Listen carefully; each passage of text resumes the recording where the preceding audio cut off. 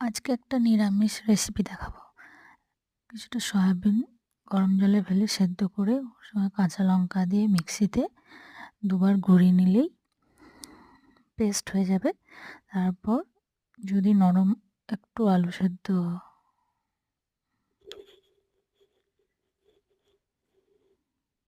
আজকে একটা নিরামিষ রেসিপি দেখাবো। সেদ্ধ সয়াবিন আর কাঁচা লঙ্কা মিক্সিতে পেস্ট করে নিয়ে তার সঙ্গে একটু সেদ্ধ আলু মেখে কোপ্তার আকারে ভেজে নেব। তারপর গ্রেভি করার জন্য দুটো টমেটো, কাজু, কিশমিশ আর চারমগজ একটু মিক্সিতে পেস্ট করে নেব। তারপর কড়াইয়ে গোটা জিরে, শুকনো লঙ্কা ফোড়ন দিয়ে গ্রেভিটা দিয়ে আস্তে আস্তে কষাতে থাকবো।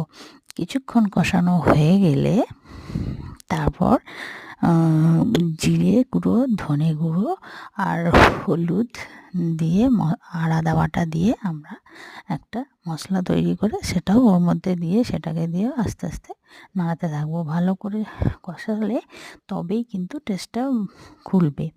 কষাতে কষাতে তেল ছেড়ে দিলে তারপর একটু নুন, চিনি স্বাদ মতো দিয়ে তার সঙ্গে একটু কাশ্মীরি মির্চ দেওয়া যেতে পারে।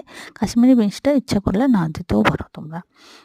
তো ভালো করে তারপর জল অ্যাড করে জলটা ফুটে উঠলে মশলাটার মধ্যে কোপ্তাগুলো দিয়ে ফুটিয়ে নিতে হবে হালকা আঁচে। তারপর ফুটে উঠলে 1 চামচ ঘি, 1 চামচ গরম মশলা গুঁড়ো দিয়ে আমরা